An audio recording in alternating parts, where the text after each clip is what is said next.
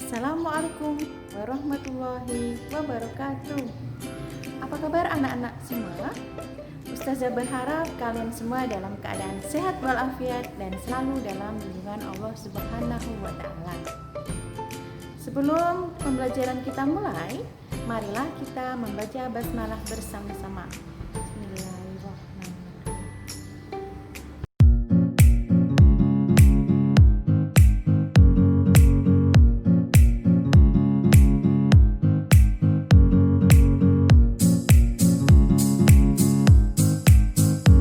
Tujuan pembelajaran kita adalah menyajikan informasi dan data dalam bentuk teks eksplanasi proses terjadinya suatu fenomena lisan dan tulisan dengan memperhatikan struktur kebahasaan atau aspek lisan. 1. Menentukan gagasan umum teks eksplanasi. Gagasan utama yang sering juga disebut gagasan pokok, pikiran utama, pokok pembicaraan atau pokok pikiran adalah suatu topik yang sedang dibicarakan atau dibahas dalam sebuah teks. Di setiap paragraf tentu mempunyai sebuah gagasan utama yang secara tersurat maupun tersirat. Secara tersurat, gagasan utama dapat dilihat pada kalimat utama yang biasanya terletak pada bagian awal, akhir, atau awal dan akhir paragraf. Sedangkan secara tersirat, gagasan utamanya tersirat di dalam seluruh kalimat pada paragraf tersebut. Berikut adalah tips untuk menentukan gagasan utama dalam sebuah teks. A. Baca dengan cermat. Bacalah kalimat demi kalimat di dalam paragraf pada teks tersebut dengan cermat. Dan pahami pula apa yang sedang dibahas atau dibicarakan di dalam teks.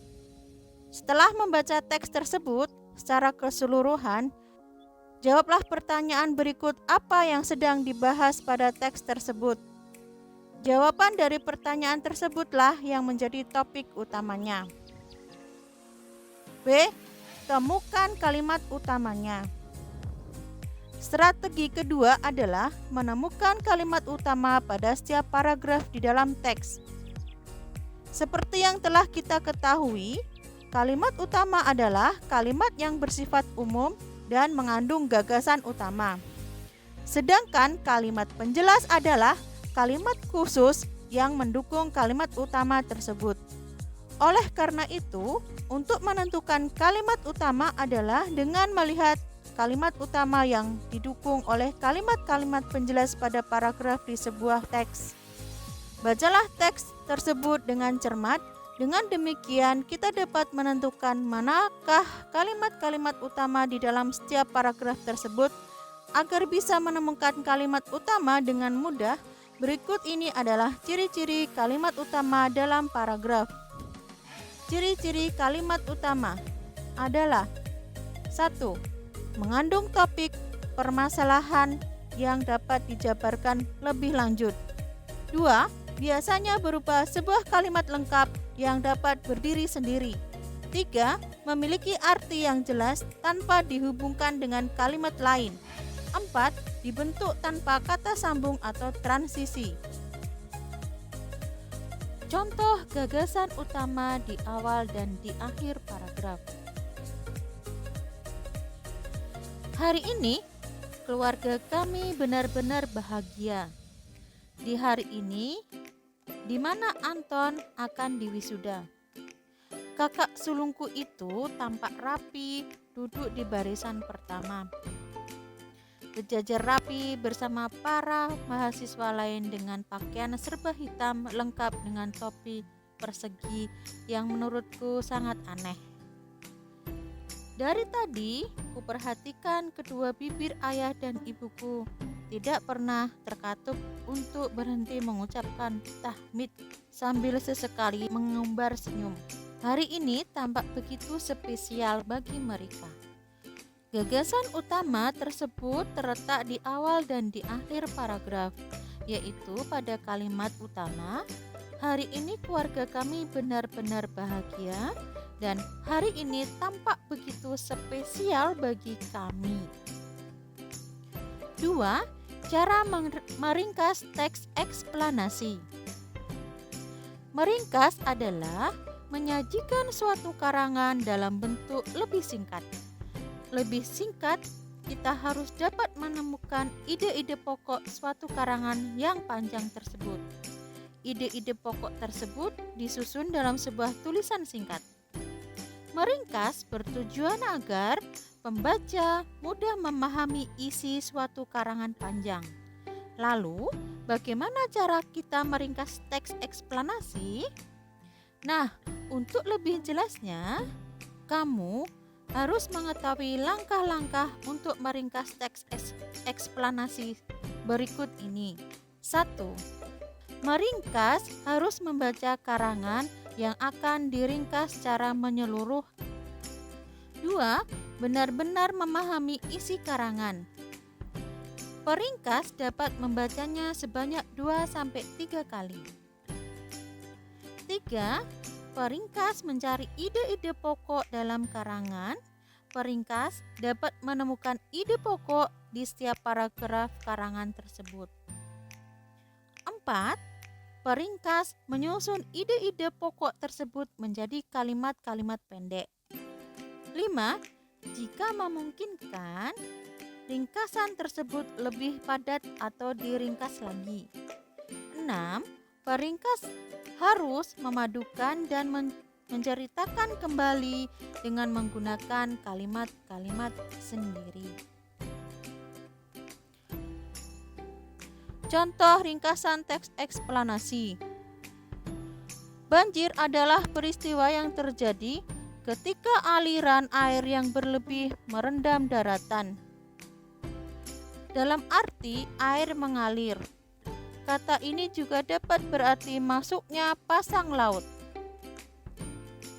Banjir diakibatkan oleh volume air di suatu badan air seperti sungai atau danau yang meluap atau melimpah dari bendungan sehingga air keluar dari sungai itu.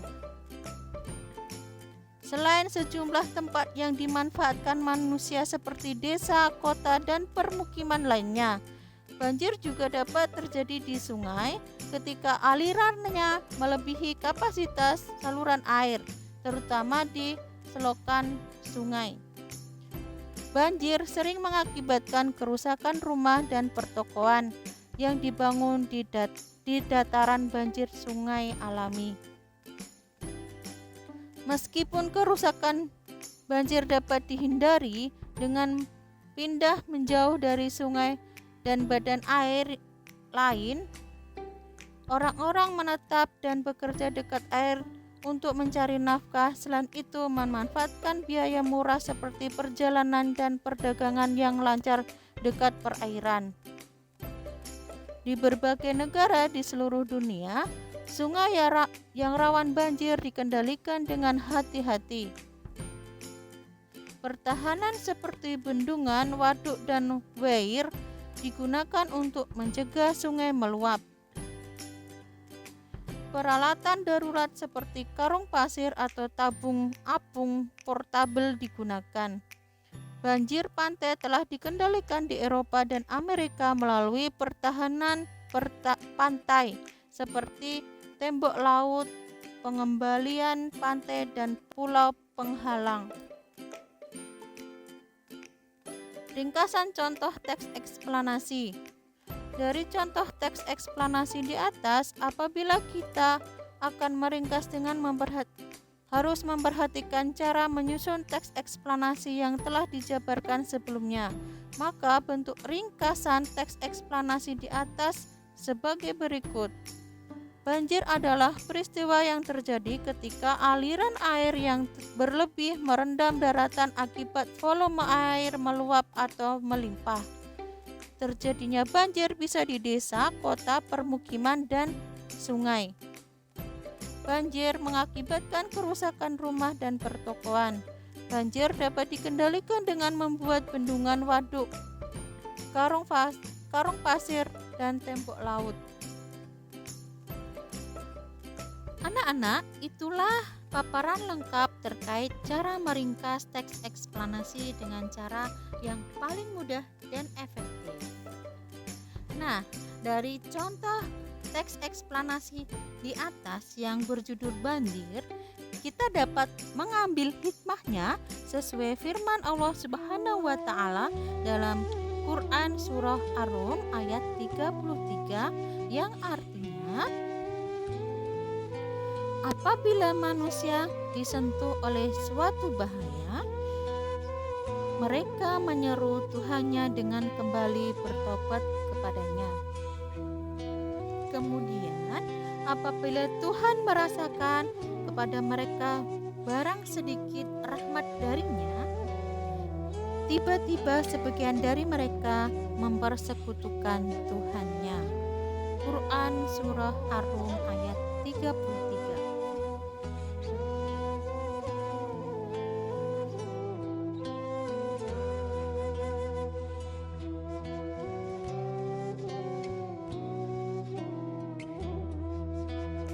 Demikian pembelajaran kita hari ini. Marilah kita tutup dengan membaca hamdalah bersama-sama.